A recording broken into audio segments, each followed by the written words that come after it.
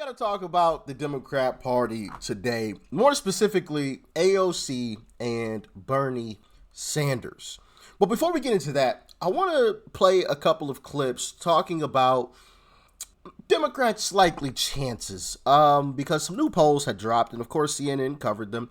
So take it with a grain of salt. They're probably skewed in Democrats' favor. So as you're watching this, keep that in mind. With that being said, let's dive in. This, to me, is one of the most shocking pieces of poll data that I truthfully have seen this year, or maybe in any prior year. Really? Yes, really, because I want you to take a look. Cares more about the needs for people like you. You mentioned it, Kate Baldwin. We got a tie, even after this tariff war had already started, split between Democrats and Republicans on how people feel. Which party cares more for needs of people like you? And why is that so surprising? Because I want you to take a look at prior years. Democrats always lead on this question. Back in 2017, before the 2018 midterms, 13-point lead. 2005, a 23-point lead for Democrats. 1994, which was a big Republican year, a 19-point lead for Democrats. And now, all of a sudden, a tie?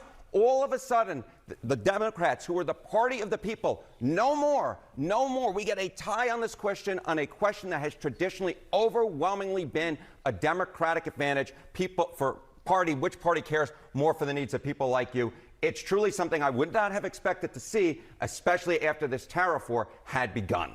Where does it show that Republicans are making the most gains? Yeah, again, you talk about party of the people. Look at this. Cares for the needs of people like yourself. Look here, we got non-college, we got those with a college degree. Among those with a college degree, it's the same score. 8 plus 18 points for Democrats in 2017, plus 18 points for Democrats now. But look among non-college voters. Look here. It was plus 7 for Democrats in 2017, and now Republicans an overwhelmingly gain, plus 9 points. That is, the gains have been concentrated, at least within the last decade, among voters without a college degree. The working class, that is where Republicans have gained even since the beginning of the Donald Trump administration. The Democratic base is now those with a college degree. Among the working class, those without a college degree, Republicans have overwhelmingly gained on this all-important question of which party cares more for people like yourself.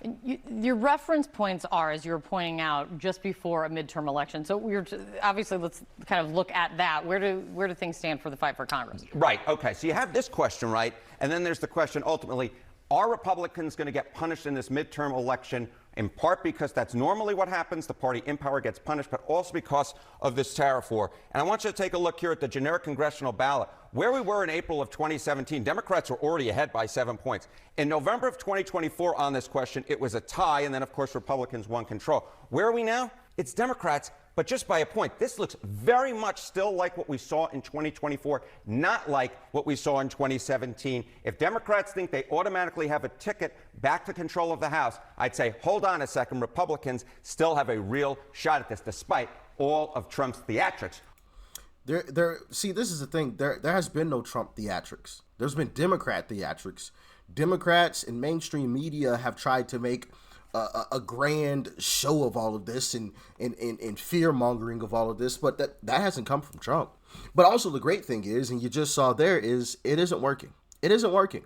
Remember, these are some of the same people who put up the polls that said, "Oh, Kamala's got a lead," or "Kamala's tied." So you can assume that those numbers are better than what you just saw. Okay, and yeah. They are bad. But one thing, and I got to say this before we get into the other clip. Have you guys noticed how when they talk about the demographic change, the demographic difference between Trump supporters versus non-Trump supporters, they always go to like college versus non-college? Have you guys noticed that? Like, I've paid attention to that. They always go to that, as if, to me, it seems as if they're trying to say that Trump supporters are all stupid because they didn't go to college, or they have not, they don't have a degree, but people who vote for the Democrat Party who went to college are all smart. That's what it feels like to me, but y'all let me know if you feel the same way or if you caught on to it, because they always do that. They always do that. It's always college versus non-college. Look at the difference. Non-college, Trump has most of these guys, but people who went to college and got a degree, Democrats have these guys. Like, why do you keep going to just that? As if there aren't any other differences between the two groups. But anyway, it gets even worse. Check this out. Continue to feel that pain, continue to see the chaos. It will be terrible for Republicans in the midterm election. But repeating a word isn't going to help the Democrats dig themselves out of that massive hole that they dug back in November. A new survey found that only a measly 10% of Americans hold a very favorable view of Democrats in Congress. But have no fear, guys. Tim Walz is here. Kamala's failed running mate has been holding group therapy sessions for distraught Democrats at town hall stops in the Midwest to help the party find its footing in the era of Trump 2.0. And here's a sample. I know I'm doing something right when the Fox News crowd is all just bitching at me like crazy, I'm loving it. Or Elon Musk was crying last week. Tim is being mean to me, basically, yay. Oh, Jesse. All right. He's glad that Fox News is. Yeah, old Timmy Walz trying to get out on the campaign trail. Don't think that's gonna work. Also, a new poll came out from JL Partners that shows Trump's approval rating is pretty much hanging in where it should be, where it's always been. As a matter of fact, it went up a touch from where it was, okay? And remember, the backdrop of this is that every time Americans turn on their television to watch mainstream media, it's all doom and gloom. It's all Trump bad. It's all Trump dictator. It's all Trump terrible. It's all Trump administration is the worst ever. They're blah, blah, blah, blah, blah. All fear mongering, and yet Trump's approval rating has not tanked. As a matter of fact, it's gone up. So, yeah, I think that's absolutely amazing. And I think that really tells the true story of what's really happening. And that the true story is don't believe the noise. Okay? Because I have talked to some folks who are like, well, Rich, I heard blah, blah, blah, this. And of course, they work with a bunch of leftists. They're like, well, I heard this. Like, don't believe the noise. Don't believe the noise. Just because the loudest are these far leftists, it doesn't mean most people agree. I mean, Trump literally just won the election. That wasn't very long ago. You know, he just won the election. And not only did he win, but he won in spectacular fashion. He won every single swing state, and he won the popular vote, which Republicans don't have to do. And following 2030, Republicans definitely will be sweeping things according to where the census numbers are projected to fall.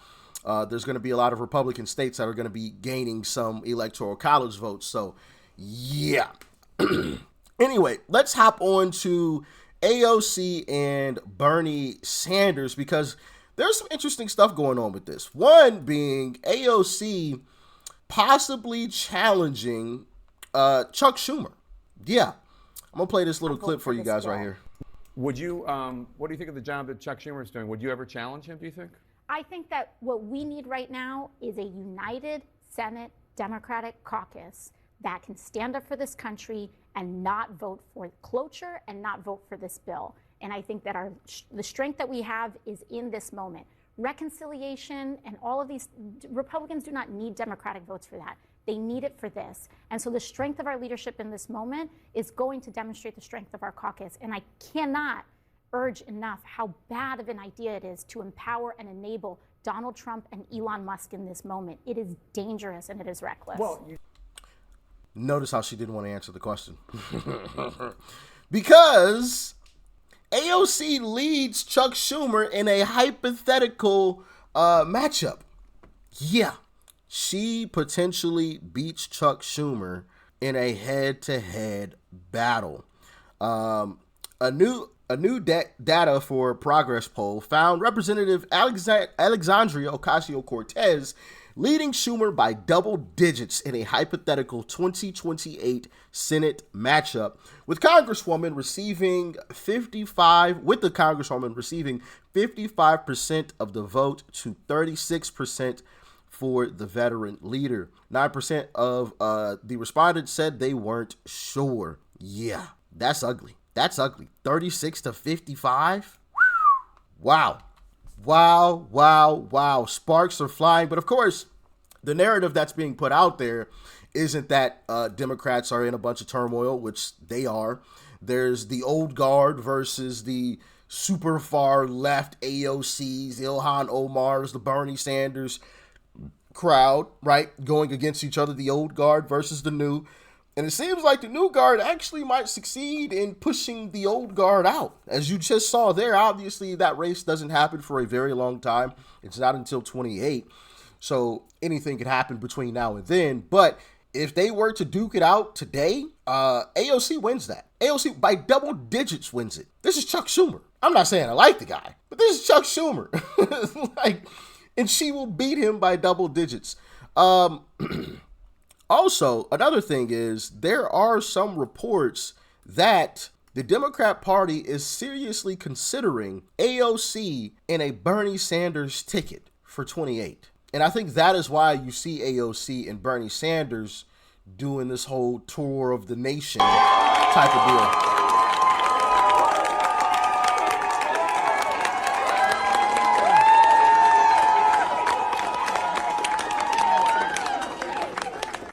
Yeah, I think that is why we've been seeing those two out and about lately, doing their whole little fake tour where they have paid supporters come out, allegedly, according to the phone records at least. A lot of these folks have been to multiple rallies and left-wing protests, so they're all going to the same stuff all together all the time in different states, different rallies. Kind of interesting, if I do say so myself. But what do you guys think, man? I think that is an easy ticket to beat at this point. Maybe back a bit further, Bernie Sanders would have been a bit harder to beat. I feel like Bernie Sanders was a pretty light guy. Even somebody like Joe Rogan was talking about how he would have loved Bernie Sanders to run and he would support Bernie Sanders. But I think now the Democrat Party has lost so much credibility. Even somebody like Bernie Sanders, they're cooked. That ticket is straight dog water. You know, it's just straight disgusting.